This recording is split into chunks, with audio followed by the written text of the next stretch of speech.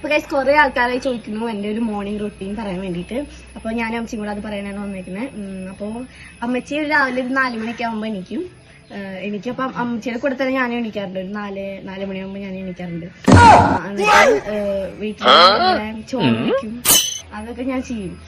ചോറ് വയ്ക്കും, പിന്നെ കറിയൊക്കെ വെക്കണം. അപ്പൊ ഞാൻ ചെയ്യും. അമ്മച്ചി എണീറ്റ് കഴിഞ്ഞാൽ കുറച്ച് കഴിഞ്ഞാൽ അമ്മച്ചിക്ക് സീരിയൽ കാണാൻ ഭയങ്കര ഇഷ്ടം. അപ്പൊ അമ്മച്ചി ഫോൺ എടുത്തിട്ട് സീരിയൽ കാണാൻ വേണ്ടിട്ട് ഇരിക്കും. ഞാൻ ചോറൊക്കെ വെക്കും. പിന്നെ ഞാൻ 6 മണിയാകുമ്പോ പള്ളി പോകണം. അപ്പൊ ഞാൻ 6 മണിയാകുമ്പോ പള്ളി പോകും. അപ്പൊ അമ്മച്ചൊക്കെ ഇരുന്നിട്ട് അപ്പൊ ഫോൺ കാണാവും, ഫോണില് സീരിയൽ കാണാവും.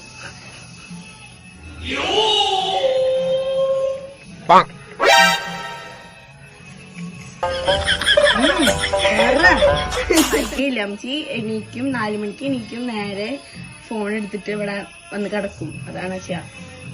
ഒരു 6 മണിയാവുമ്പോ ഇവിടെ കുർബാനയുണ്ട്. നന്നായിട്ട് പണിയൊക്കെ എടുക്കും. അതാണ് എന്റെ ആരോഗ്യത്തിന്റെ രഹസ്യം. ഇതുപോലെ പണിയെടുക്കണ ഒരു പെൺകുട്ടികൾ നമ്മളുടെ അവിടെ ഉണ്ടാവില്ല. ഇതുപോലെയൊക്കെ 4 മണിക്കായിട്ട് ചോറും കറിയൊക്കെ വെച്ചിട്ട് പള്ളിയിൽ പോവാന്ന് പറഞ്ഞാൽ ചെറിയ ഞാനുണ്ടോ അവിടെ ചായയൊക്കെ വെക്കും. ഒരു 3 മണിയാകുമ്പോ സൂപ്പർ ചായ ഉണ്ടാവും, ഏലക്കാപ്പൊടിയൊക്കെ ഇട്ടിട്ട്. അപ്പൊ ഞാൻ ഫോൺ തൊടില്ല കേട്ടോ. ഞാൻ രാവിലെ ആ ഒരു 4 മണിക്ക് എണീറ്റ് ഞാൻ ഫോണൊക്കെ ഓഫ് ആക്കി. അമ്മച്ചി ഭയങ്കര ആക്റ്റീവ് ഇൻസ്റ്റയില്. ഞാൻ നോക്കുമ്പോ ഇടയ്ക്കിടയ്ക്ക് പോസ്റ്റ് ഒക്കെ ഇടും ഇൻസ്റ്റയില്, സ്റ്റോറിയൊക്കെ ഇടും ചെയ്തു. ഇൻസ്റ്റയില് എന്താന്ന് പള്ളിയില് അതെ, പള്ളിയില് ചെറുപ്പത്തിൽ ഇങ്ങനെ പള്ളിന്ന് വെച്ചാ ജീവനാണ്. ഇവിടെ രാത്രിയൊക്കെ കിടന്നിട്ട് മാതാവിനെ വിളിക്കണ കാണാം. എനിക്കറിയില്ലായിരുന്നു നേരം വെളുക്കാൻ 6 മണി തൊട്ടിരിക്കും. 8 മണിക്കാണ് ഞങ്ങൾ പ്രാർത്ഥന എത്തിക്കുക.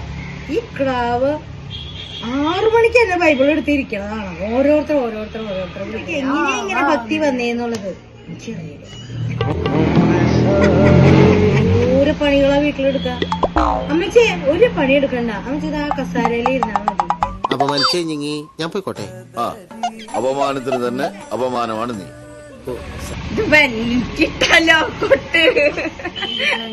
ഇനി തള്ളി മറിക്കാനൊന്നുമില്ല, കഴിഞ്ഞു.